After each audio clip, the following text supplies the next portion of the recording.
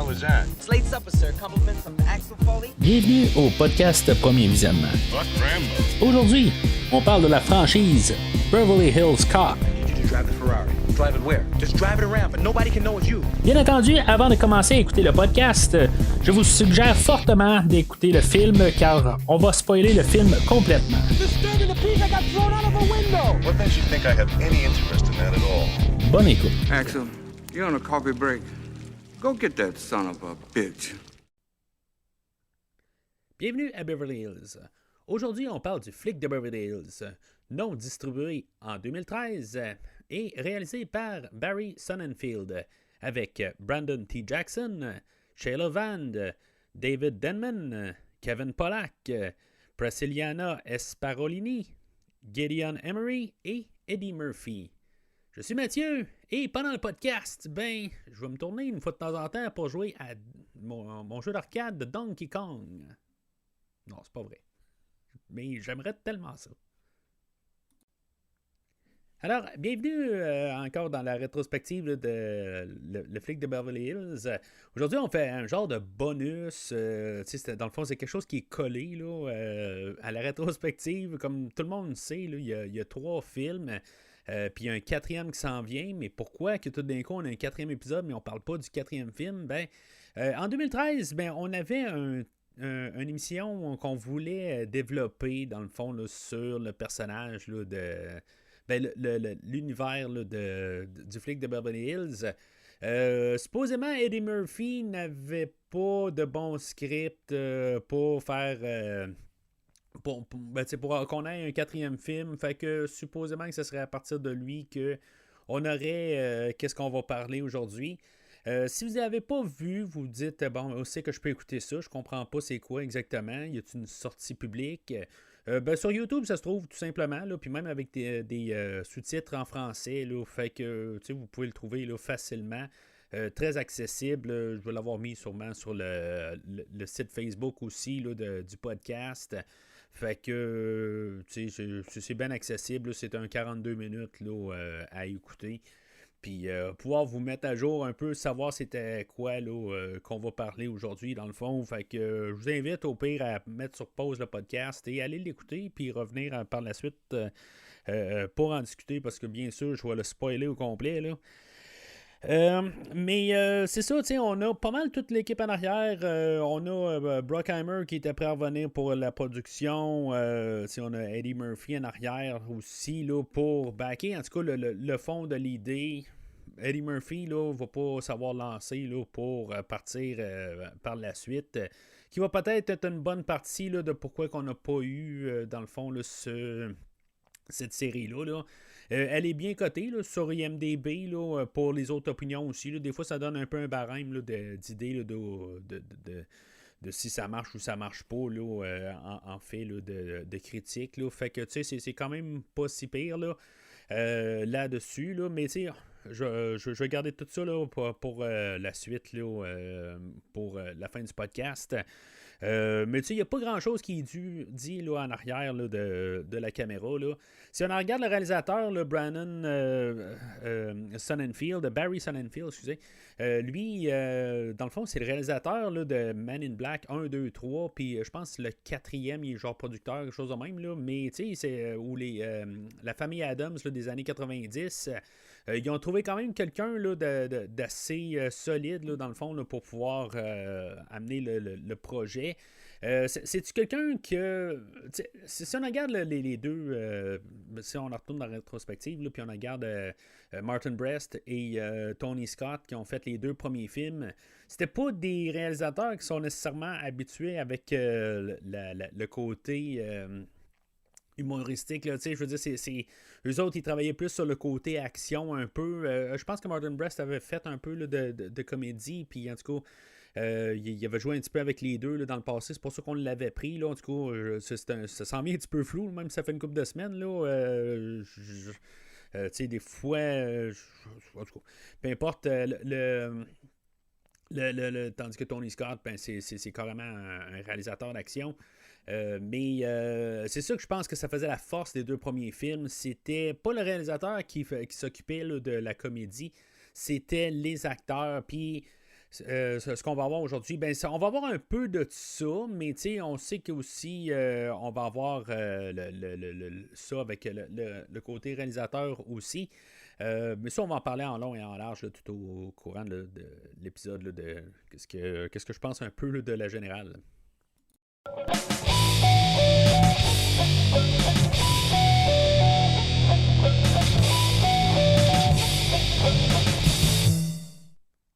Alors, selon IMDb, voici le synopsis.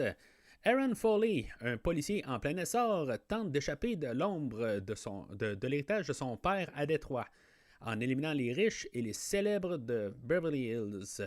Fait que, tu sais, dans le fond, aujourd'hui, on va reprendre un peu les thématiques du film de 84 avec les classes, dans le fond, que lui vient de Détroit, tu sais, plus pauvre, en tout cas, des préjugés qu'on a, ben, tu sais, qu'on a, que dans le fond, c'est monté un peu, là, mais, tu sais, puis t'as les riches là, de Beverly Hills, puis il y a des classes, puis, tu sais, il y a beaucoup de bureaucratie là-dedans.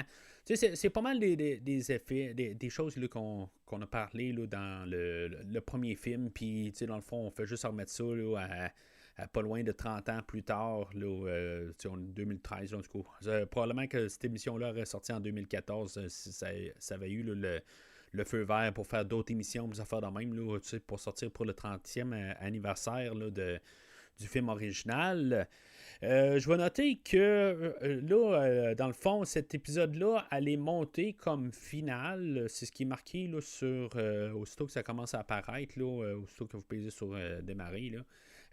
Dans ma critique aujourd'hui, ben, je vais le prendre comme produit final. Mais tu sais, d'un côté, je sais bien que il y a eu probablement eu des notes, des affaires de même, là, qu'il y aurait probablement là, changé quelques petites affaires. Là, mais, je vais en parler tout le long, là, bien sûr. Là. Mais on va parler quand même là, du produit fini là, et non là, des choses là, qu'on pourrait supposer que peut-être que des fois il remplirait des trous, des affaires de même. Là. Mais c'est ça. C'est juste, on va le juger comme que c'est. Là.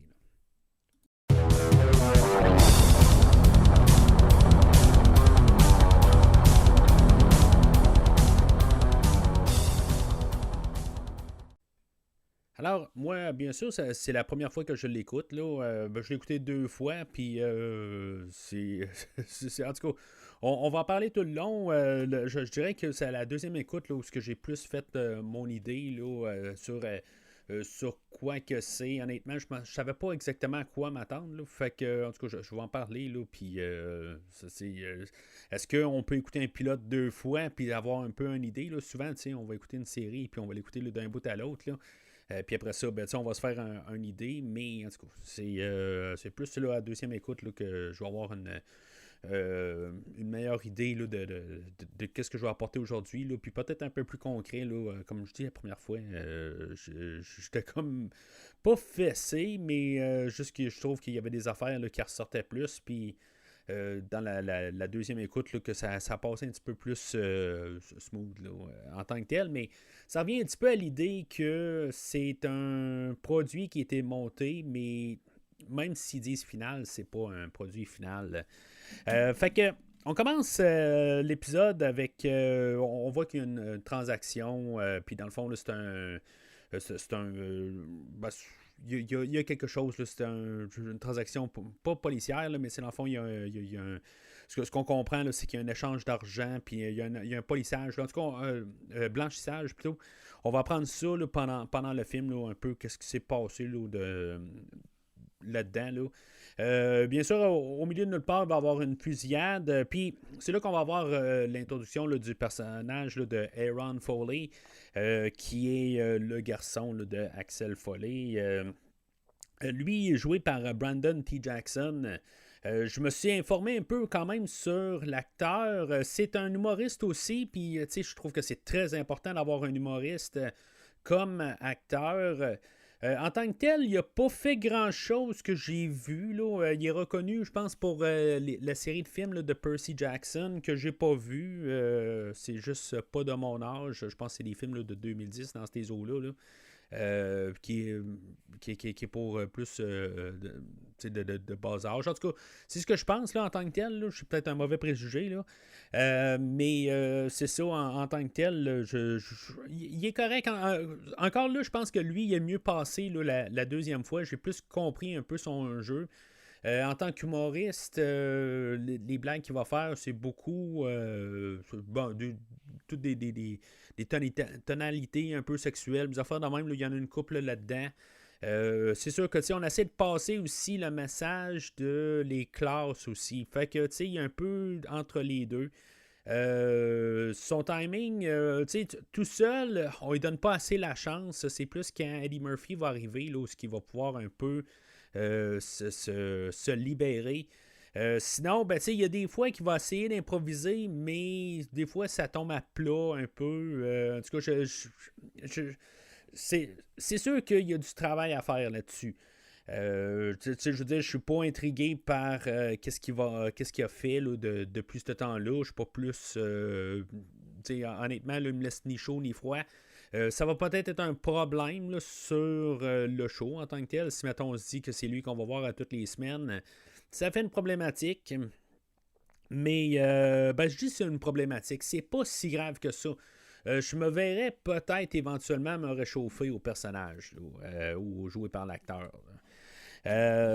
Puis c'est ça. Fait que là, il y a une transaction de 8 millions là-dedans. Puis ce qu'on peut comprendre, c'est qu'il est tombé sa copine, là, Renée, là-dedans, que c'est l'ex de un qui est là dans la transaction. Mais elle va se faire tuer. Puis ça va être pas mal là où est-ce qu'on va établir là, l'idée. Là, dans le fond, Aaron va partir à Beverly Hills à partir de là. Parce que là, il y a Ricky qui est mort. En tout cas, il y en a un qui est mort là-dedans. Puis qu'il y avait des billets là, des Lakers. Fait que ça l'amenait à Beverly Hills. Là, je dois dire que vraiment la deuxième fois, là, je l'ai mis, je pense, au ralenti pour essayer de tout comprendre, pour être sûr. Parce que là, dans le fond, là, tout l'épisode aujourd'hui, c'est tout un point. On prend un indice au point A pour se rendre au point B, pour se rendre au C, D, E, F. Puis, dans le fond, on remplit un 42 minutes de ça. C'est beaucoup. C'est de tout de l'enquête policière là, qu'on va avoir.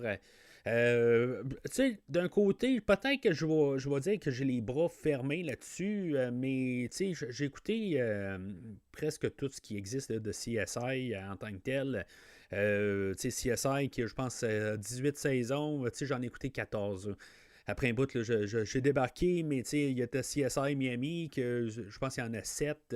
Je pense qu'il y a rien que les 4 derniers épisodes que j'ai pas écoutés, là, sachant que ça allait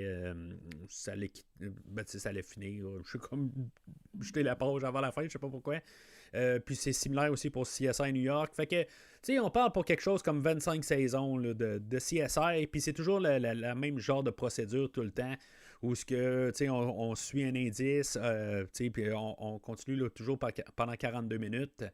Puis c'est ça un petit peu que je vais me rendre compte là, pendant l'épisode. Puis dans le fond, il faut juste savoir quel nom qu'ils disent. Puis dans le fond, puis à la toute fin, on comprend c'est tout quoi, dans le fond, là, tout le... pourquoi qu'on s'est rendu de A à B, puis à C, à D, à E, puis tout ça, puis puis on comprend que si, mettons, on aurait 1h30 de ça, ou 2 heures, ben, ça serait juste plus d'indices pour continuer tout le long, là. Fait que le but de l'épisode aujourd'hui, c'est quand même là, de savoir connaître nos personnages, connaître un peu l'environnement, puis les affaires de même, là. Mais le point de vue histoire, là, c'est ça, on va suivre tout le temps un indice là, pour se rendre à un autre, là, pour finalement là, résoudre l'enquête. Là, c'est ça, c'est comme on a un peu comme le générique, quelque chose de même. Il n'y a pas vraiment de générique là, dans l'épisode d'aujourd'hui. On a juste le flic de Beverly Hills qui apparaît là, sur devant de la voiture là, de Aaron. Mais tu sais, ce qui va me gosser, puis je pense que ça, d'après moi, on aurait changé ça en post-production. Je pense pas qu'on aurait laissé ça de même.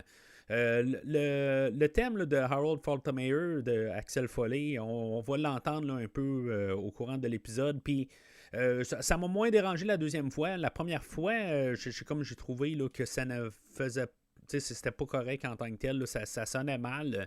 Je trouve qu'on aurait dû la remixer, là, tout à fait. Là, pas garder là, le. Tu sais, on est rendu 30 ans plus tard.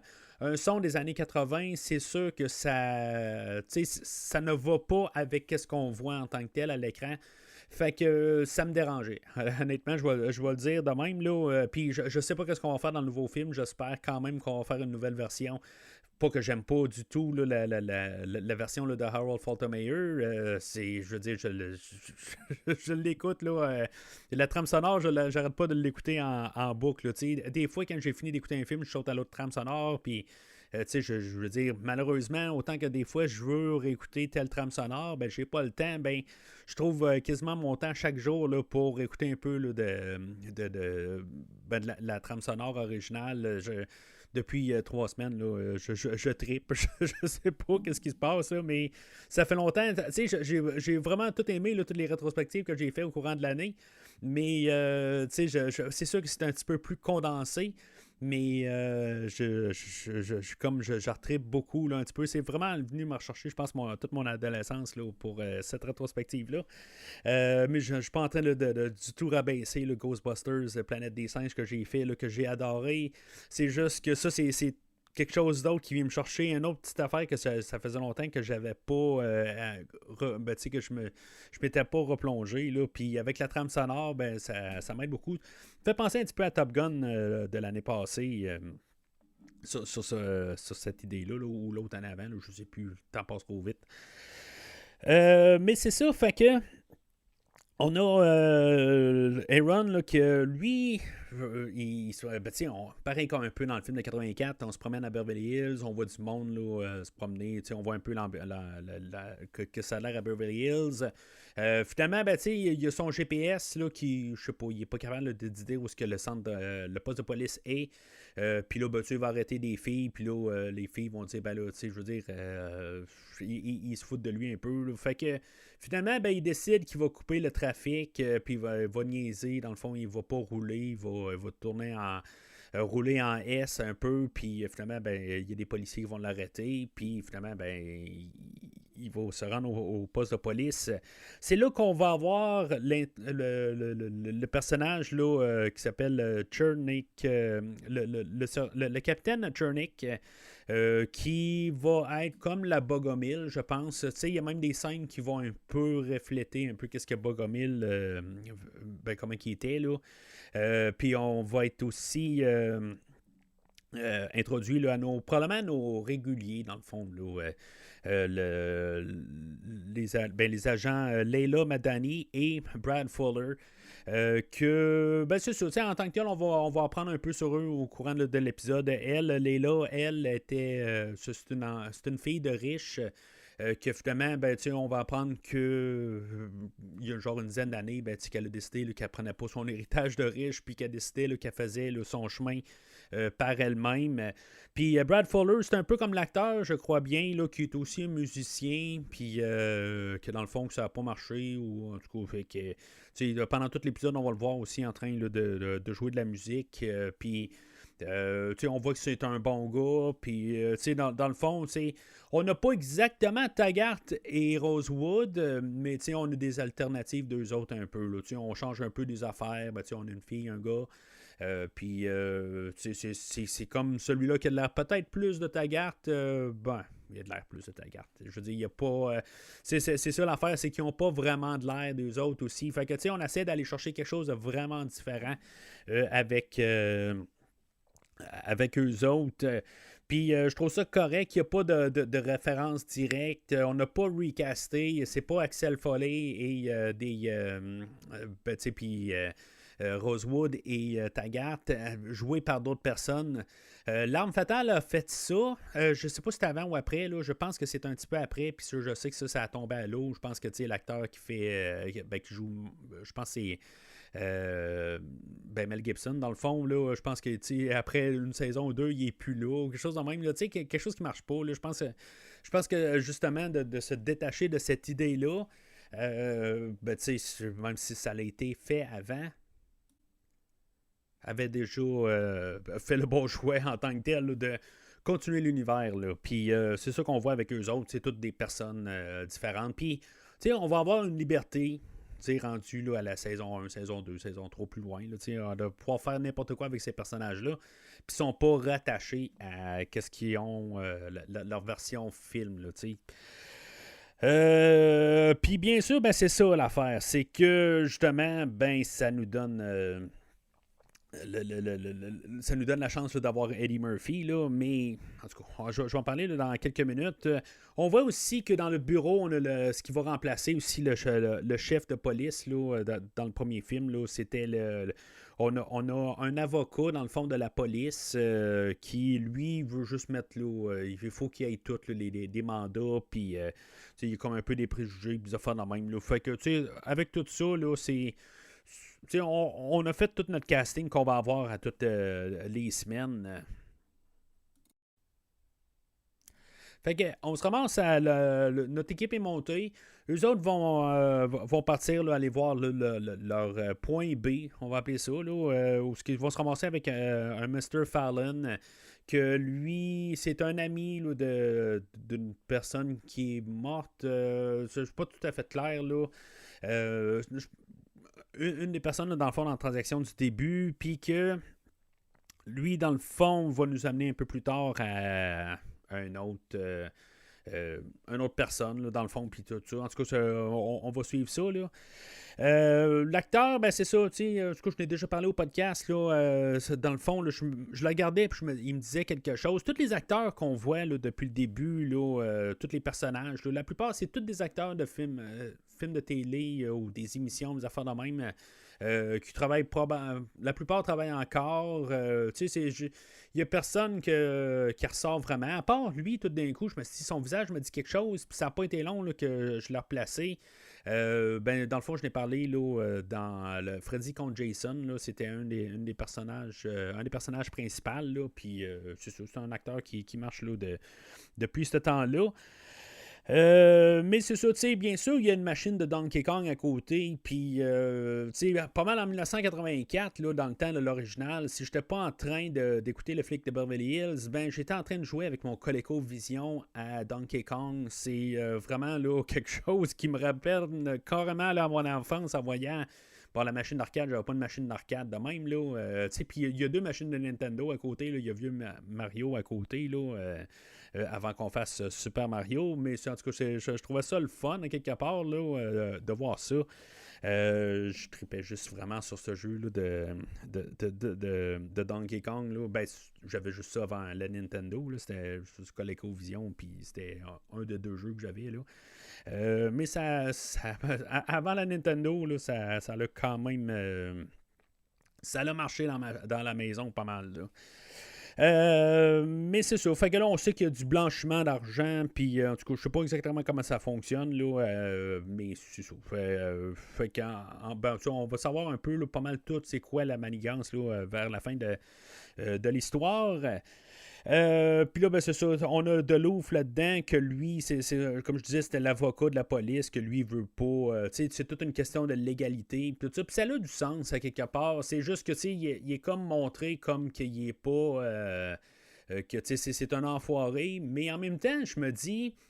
C'est pas une mauvaise idée parce que c'est une ville, d'après moi, qui marche plus là-dessus. On peut le comprendre qu'il y a beaucoup plus là, de légalité. Fait que tu peux pas arriver puis juste pour le fun dire je rentre puis je vais rentrer puis je vais attaquer quelqu'un ou ben pas attaquer, mais je vais arrêter quelqu'un pour n'importe quelle petite affaire. Ben, tu sais, ils en ont vu un puis un autre. Là. Fait que, tu sais, c'est un peu ça. Je trouve ça un petit peu nono que c'est basé là-dessus.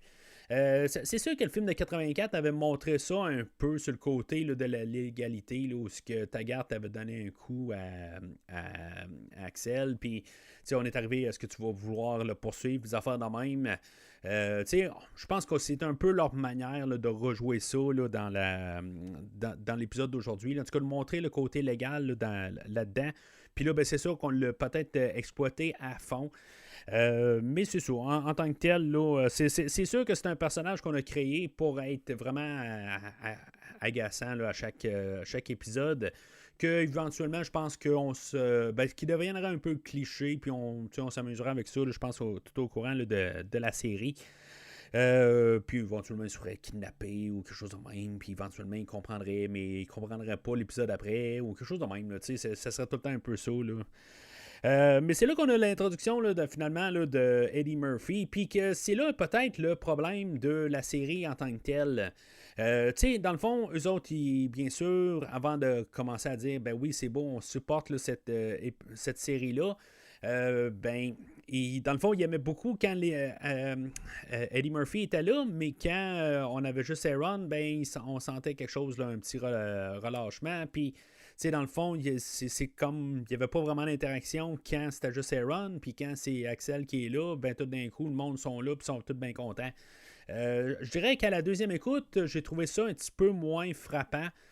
Comment qu'il était vraiment nécessaire à la série. Sauf que, en voyant quand même la chimie, ces deux humoristes, puis Brandon, lui, en tant que tel, en étant humoriste aussi, on voit que les deux, on leur laisse de la place quand ils sont ensemble, ou des fois, il y a probablement des affaires qui sont improvisées là-dedans. Puis je trouve que c'est là quand même que ça se met à... ça devient plus solide. Puis tandis que quand il n'est pas là, là, c'est comme on fait juste se concentrer sur l'histoire policière. Puis c'est pas ça qui est le plus fort là-dedans en tant que tel. Ça devient mêlant. Honnêtement, là, la première écoute, je l'ai écouté juste pour avoir pas mal la globalité des choses. Puis c'est ça, la deuxième écoute, j'essayais vraiment de tout suivre à quel point. C'est pas sorcier en tant que tel, il faut juste trouver vraiment le nom, pourquoi exactement. Puis lui, qu'est-ce qu'on arrive là, pourquoi changer changer de nom. Il faut vraiment le comprendre pareil. Puis je trouve que ça devient mêlant pour rien rendu là. C'est toujours n'importe quoi, dans le fond, pour aller trouver quelqu'un d'autre, puis tirer le temps.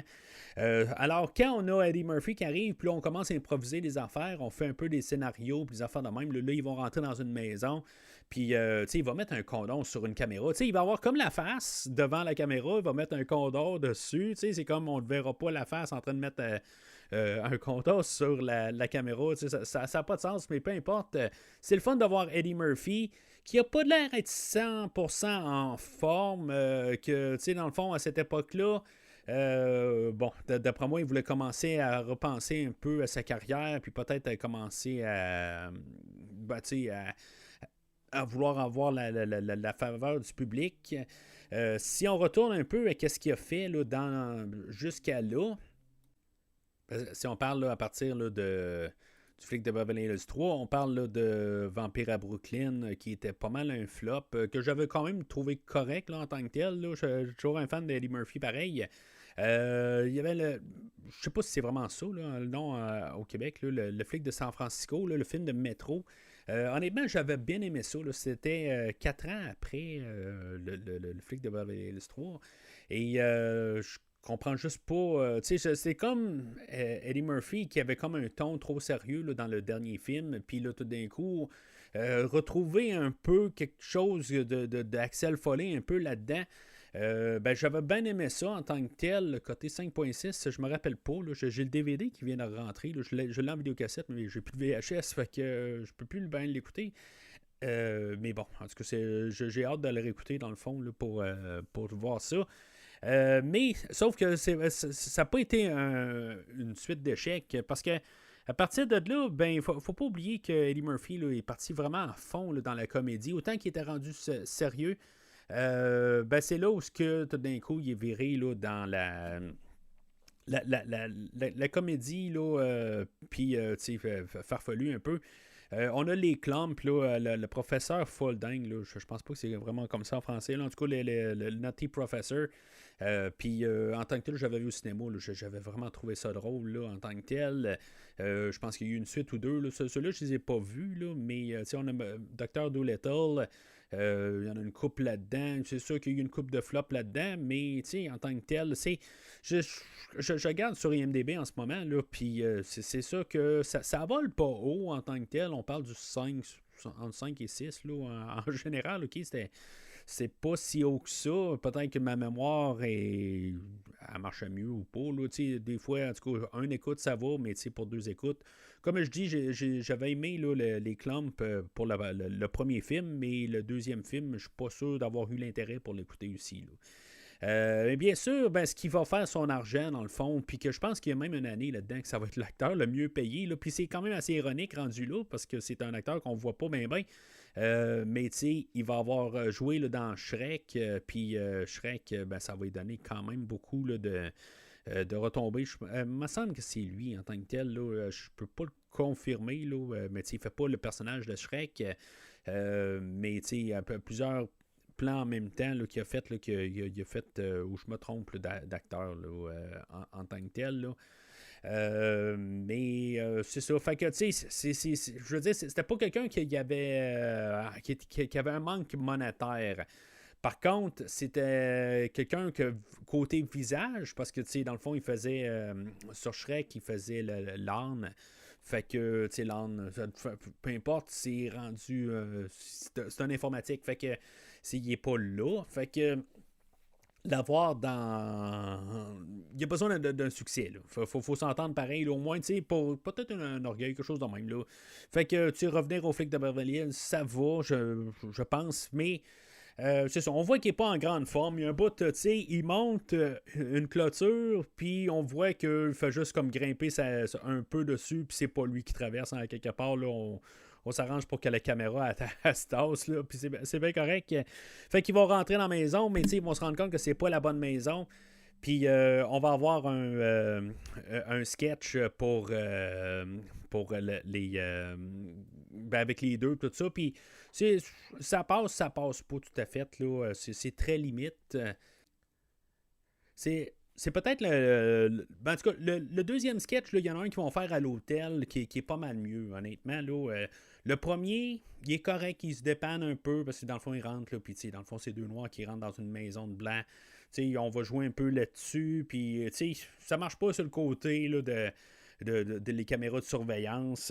Dans le fond, il faut qu'ils en cachent plusieurs fois de même. Là, que dans le fond, il faut qu'ils détruisent un peu les bobines pour montrer qu'il faut en croire qu'il y avait quelqu'un qui est rentré, tout ça, mais dans le fond, ils sont pas rentrés. Là, mais c'est le fun de voir Eddie Murphy qui est là. Puis juste au moins interagir, puis comme coller ça dans l'univers. C'est qui le père Aaron? C'est pas dit. Probablement qu'on aurait élaboré ça au courant de la série, mais en tout cas, on ne saura pas dans le fond. Fait que ça, dans le fond, ça nous donne le nom là, de... On avait le nom là, de Alma Pinzo, que dans le fond, c'est elle, c'est comme la femme de ménage qui travaillait là, à cette maison-là. Puis là, dans le fond, Aaron va trouver Alma Pinzone. Là, on va avoir une petite poursuite, un petit peu d'action où il va la trouver chez elle. Puis, dans le fond, lui, il va réussir à partir avec elle. Puis son garçon, Pablo. En tout cas, c'est un petit peu... tu sais, c'est comme une poursuite, là, mais tu sais, vraiment, là, basique. Là. Dans le fond, il va tourner sa voiture au milieu de la rue. Ça va faire un petit peu là, de boucan. Puis, tu sais, il va se sauver avec eux autres là, dans l'allée arrière de la maison pendant qu'eux autres, ils ont mis genre des batteries dans un micro-ondes. Là, puis, en tout cas, ça je sais pas. C'est sûr que c'est un budget de télé, c'est un pilote, puis des affaires de même. Là, puis probablement qu'on aurait eu une couple là, de punch-up. Là, si mettons, on aurait dit, ouais, on va remettre un petit peu plus d'action, un peu, là, si mettons, on prend le pilote. Là, fait que ça, on peut toujours se dire ça, mais bien sûr, c'est ça qu'on a comme produit, tout simplement. Là, on peut pas rajouter ça. Fait que lui va amener Alma et son garçon à l'hôtel. Puis c'est ça, il va y avoir un sketch là, où ils vont amener... ils vont parler de Jay-Z, puis c'est un petit peu ridicule, mais ça fait penser un peu à l'hôtel, justement, là, dans le film de 84, puis ça marche bien. Le fait là, des 2 acteurs qui, je veux dire, sont en train de se relancer à la suite de l'autre, que c'est des producteurs de Jay-Z, puis, honnêtement, je trouve qu'il est beaucoup plus solide là, que l'autre sketch qu'il avait fait dans la maison. Mais malheureusement, les sketchs arrêtent là. sais, c'est tout simplement, là, Eddie Murphy, on ne le reverra pas avant la fin de l'épisode. Puis, tu sais, il reste dans le fond encore la moitié de l'épisode à passer au travers. Fait qu'à partir de là, ben, ben, c'est là où on va commencer à se concentrer vraiment là, sur notre trio. Où ce que, dans le fond, Layla, elle, de leur côté, là, ils ont trouvé quelqu'un, le Keith Truman, que lui, ils vont aller tu sais, un stand de hot dog, ils vont l'interroger, puis ça va lui donner le nom là, de Trevor Sinchan, que lui, dans le fond, c'est... ben, on pense que ça va être ben, c'est une tête d'entreprise, puis que là, on pense que c'est lui le gros machin, puis que finalement, ben, quand il y a son gros bras qui arrive à côté de lui, ben, là, c'est lui qu'on se rend compte à cause de les bottes, qui fait un parallèle un petit peu avec celui-là du début, qu'on savait c'est qu'il y avait le machin, l'assassin, avait des bottes spéciales, puis c'est là où on peut faire le lien, que finalement, ben, c'est pas Sinchan qui est allé tuer... qui a tué, on va dire, sa fiancée là, ou sa blonde. Ben c'est le personnage là, qu'on va apprendre. Il s'appelle Lyle Haas. Puis c'est là, fait que ça nous donne une idée. Puis c'est là en même temps là, qu'on commence à voir là, tous nos personnages principaux là, qui vont s'unir. Là, on sent que ça devient une équipe à partir de là. Fait que c'est à partir des bottes, une fois qu'on sait que, juste à cause que Aaron a vu des bottes similaires, ben, on va demander un mandat d'arrestation ou au moins de perquisition à monsieur à Rodney Duluth, puis lui, bien sûr, il va refuser. Puis, tu sais, c'est logique, à quelque part, tu sais, tout le monde a des bottes. Je veux dire, des fois, ils peuvent se ressembler, mais je veux dire, tu peux avoir le même modèle. Même moi, à mon travail, des fois, j'arrive avec des bottes, puis des fois, il y a quelqu'un d'autre qui a les mêmes souliers de moi, puis je veux dire, c'est des souliers que je vois pas souvent. Ben là, tout d'un coup, je les vois plus souvent. Là. En tant que tel, là, ça arrive. Puis c'est sûrement arrivé avec vous aussi, où il y a du monde là, que vous côtoyez tout d'un coup, vous ramassez avec les mêmes bottes là, ou quelque chose de même. Là, ça l'arrive. Fait que c'est nono, mais je veux dire, pour le besoin de l'histoire, on est supposé de penser que Duluth est nono, mais en bout de ligne, je trouve que ça a du sens. À quelque part, là, c'est juste comme trouver n'importe quoi pour se rendre là, puis d'avoir se faire arrêter pour n'importe quoi. Là. En tout cas, c'est un petit peu... ça montre que c'est écrit un peu avec une mentalité là, de préadolescent en tant que mentalité. Là. Puis, ben, en fait, de scénario complexe. Là, mais tu sais, que dans le fond, c'est le plus compliqué que ça l'est vraiment, parce que je veux dire, dans le fond, c'est nono comme idée. Fait qu'ils vont décider d'infiltrer à l'endroit pour quand même essayer de l'incriminer. Ils vont rentrer là, dans l'usine, là, en tout cas, dans le bureau chef là, de Sinchan. Puis tu sais, c'est nono parce que là, Aaron lui a réussi à voler une carte d'accès. Puis dessus, ben, il y a un code d'accès dessus. Puis c'est pour ça qu'ils peuvent rentrer dans le bureau sans problème. Ils vont réussir à trouver... un coffre-fort avec, dans le fond, toutes les données, puis de comprendre, là, c'est pourquoi que Alma est mêlée avec ça. Fait que là, ce qu'ils vont comprendre, c'est qu'ils savent que, avec tout ça, ils savent que elle est à l'hôtel. Puis, dans le fond, il avait demandé à Brad de les surveiller parce que, dans le fond, on ne pouvait pas avoir Eddie Murphy aussi encore en train de les surveiller. Puis, Eddie Murphy est juste là, dans le fond, juste pour donner un caméo, puis essayer de donner un nom à la série là, pour donner hey, Eddie Murphy est revenu en Axel Foley, puis dans le fond pour lui donner une chance. Mais on ne pouvait pas l'avoir pour une scène d'action, ce qui aurait peut-être été le fun, pareil, mais ça aurait volé le show, il faut s'entendre. Fait que Brad est là. Mais là, on pense qu'il va se faire tuer ou se mettre hors d'état, puis finalement, ben, il va arriver. Là, on a toute la dernière séquence où ce que, ben, il va. Chacun fait quelque chose. Dans le fond, Brad va sauver Aaron de se faire tirer. Layla, elle va servir à arrêter la personne là, qui est en train de garder Pablo, le petit garçon, en otage.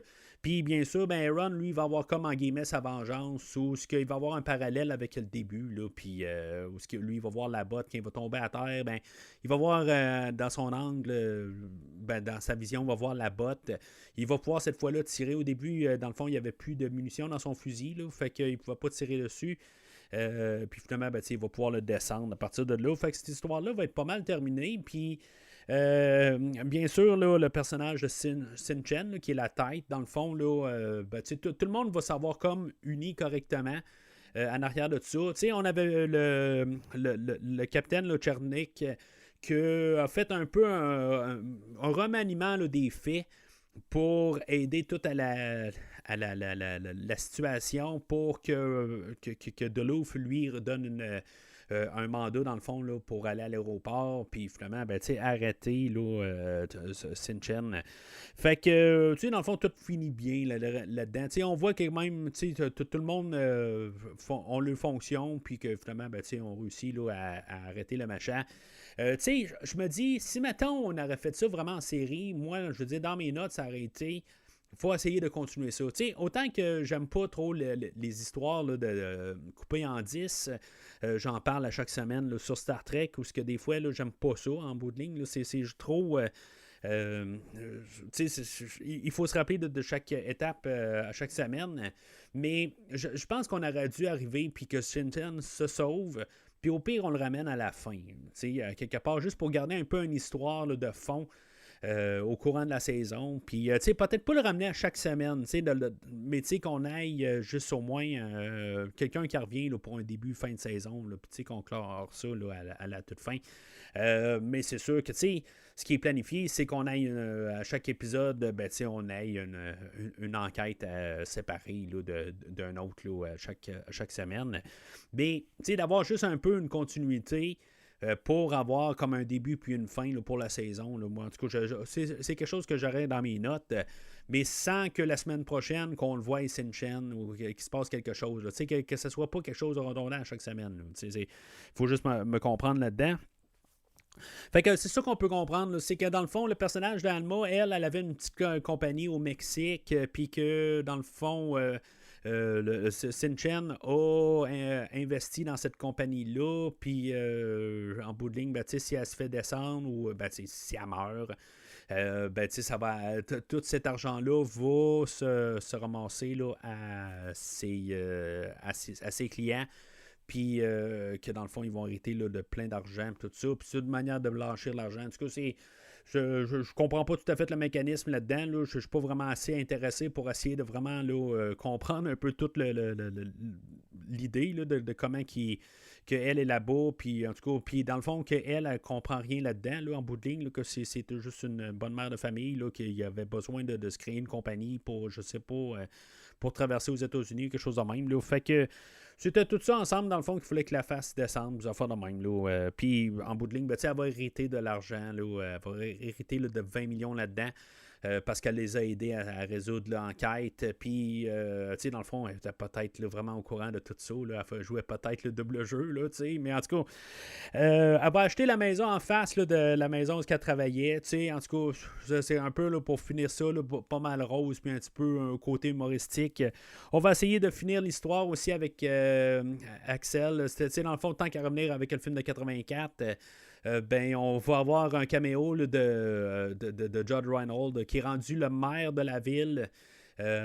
Puis c'est ça, en tout cas, je pense pas qu'on va continuer cette idée-là. Là. Je pense que cette idée-là, il n'y aura pas d'affaire de maire ou quelque chose de même. Je trouverais ça drôle, par contre, qu'il ferait juste un clin d'œil, dire, je pourrais devenir maire ou quelque chose de même. Là, ça serait drôle, pareil.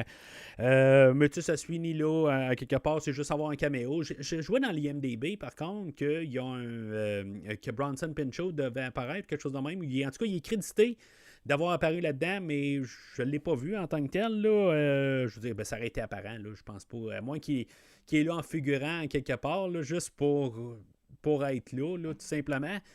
Mais il n'apparaît pas en tant que personne. Là. Fait que, on termine ça où Axel va avoir laissé son gilet, son manteau là, iconique là, depuis le deuxième film. Je me suis jamais vraiment rendu compte que c'était le manteau iconique, là, à part, dans le fond, en lisant là, un peu partout. Je sais pas pourquoi on a décidé qu'on collait ça comme pour faire le personnage iconique de même. Là. Moi, j'avais pas besoin de ça. Là. Il n'y en avait pas dans le premier film, puis je pense que c'était ça qui faisait aussi justement le charme, qui faisait comme qu'on pouvait plus facilement s'identifier à lui. Mais en tout cas, c'est parce qu'en même temps, je suis pas un fan de sport aussi. Fait que c'est peut-être pour ça, là. Puis, ce que j'ai remarqué, là, c'est que c'est à la toute fin, tu sais, je parlais là, de la chanson là, de Harold Faltermeyer, ben à la toute fin, ben, on va l'avoir remixée à la sauce 2013. Puis c'est ça qu'on aurait dû avoir tout le long, en tant que tel, avoir comme le même thème, mais avoir une nouvelle version.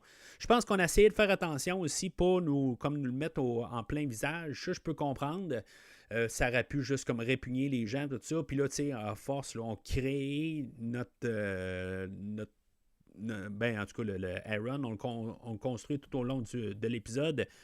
Fait qu'on part du film de 84, puis tranquillement en train de nous apporter la nouvelle mouture. Puis avec une nouvelle chanson thème. Fait que, je pense qu'on aurait pu avoir un genre de remix plus moderne, mais plus similaire à la version de 84, puis juste la transformer, puis en version là, toute remixée à fond, comme qu'on a à la fin de l'épisode. Puis moi, je veux dire, c'est correct à la toute fin, là, je serais comme prêt à voir l'épisode 2.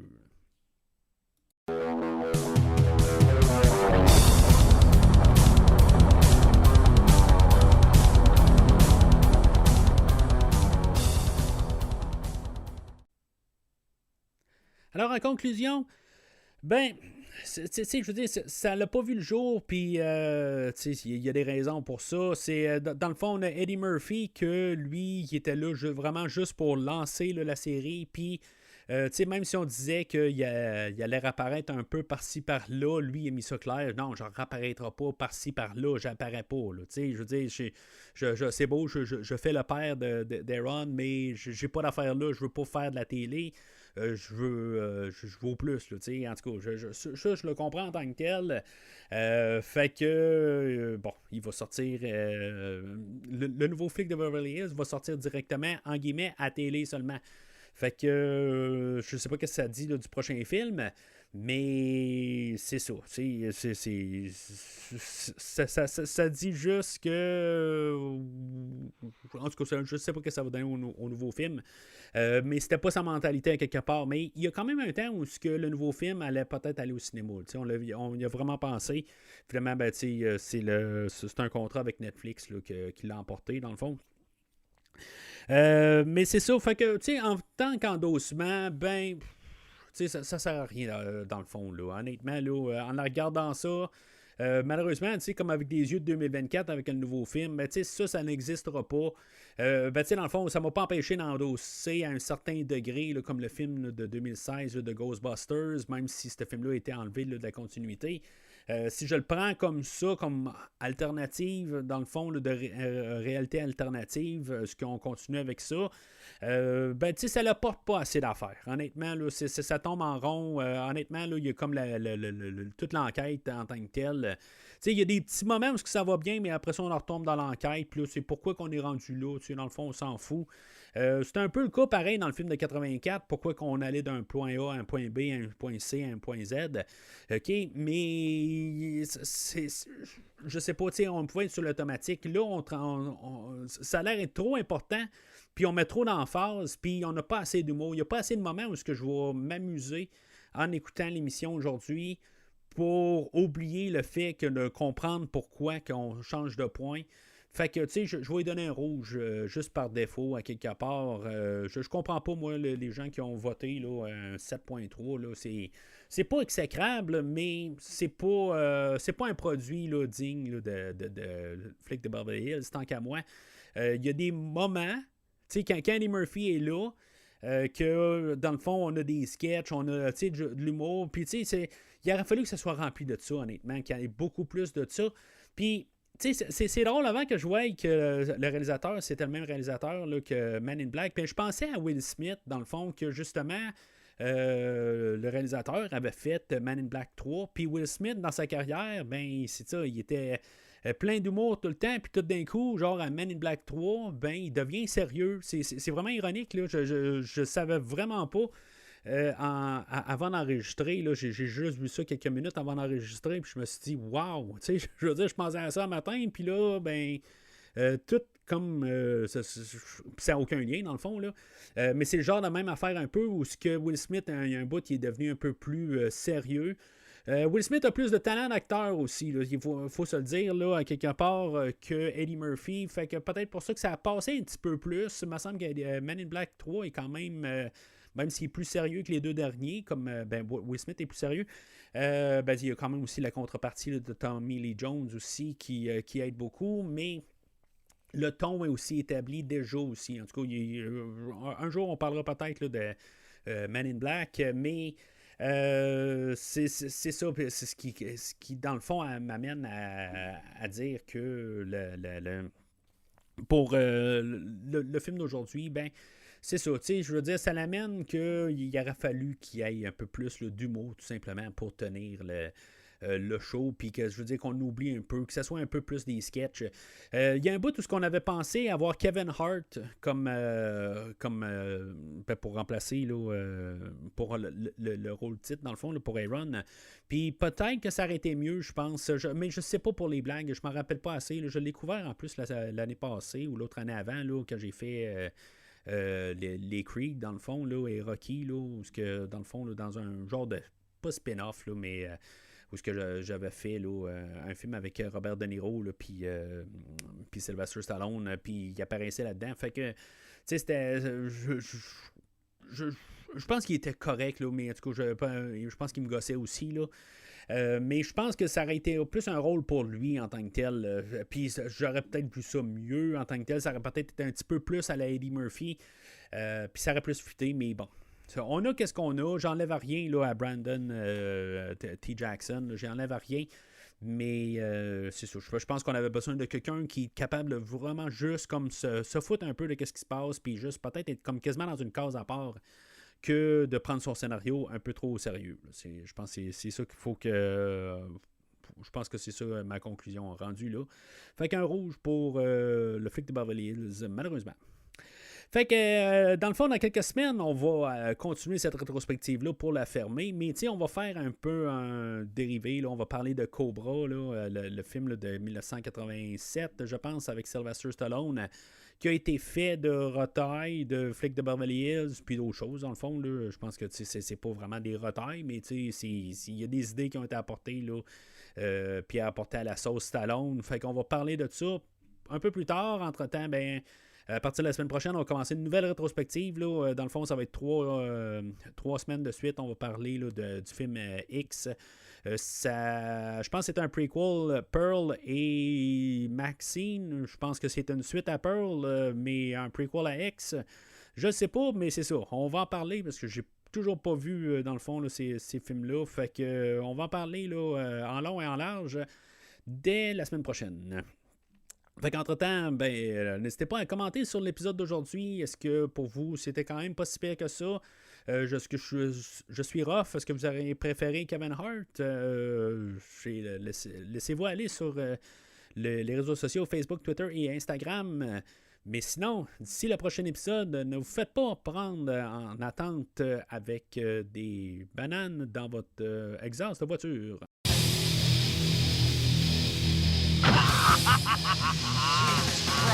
Merci d'avoir écouté cet épisode de Premier Visionnement.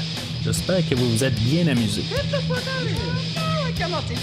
Je vous donne rendez-vous la semaine prochaine pour la couverture d'un autre film.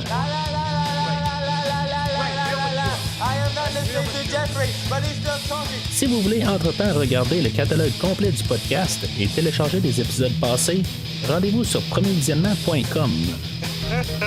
You're getting more and more like me every day. Next thing you know, you're gonna have afros, big dicks.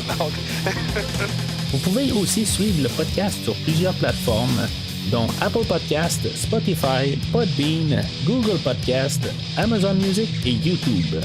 N'hésitez pas à donner une critique de 5 étoiles sur la plateforme de votre choix. Vous pouvez également suivre Premier Visionnement sur Facebook et Twitter pour rester informé de nouveaux épisodes. I'm looking for a killer. In Beverly Hills? No, Wonderworld. Premier Visionnement a besoin de votre aide pour grandir. Vous pouvez partager le podcast avec vos amis qui s'intéressent au cinéma de tout genre. And you! I want you out of here! Get out of here, you degenerate! You're not even part of this department! Le podcast a également besoin de votre support monétaire pour continuer. Avec un don de 10$ pour un ou 25$ pour 3 films non franchisés disponibles sur Netflix ou n'importe quel support nécessitant pas un achat, le podcast s'engage à couvrir votre choix dans les 3 mois pour vous remercier de votre don. Turn that fucking song off! En espérant vous voir au prochain épisode. Goodbye, Mr. Foley. Women.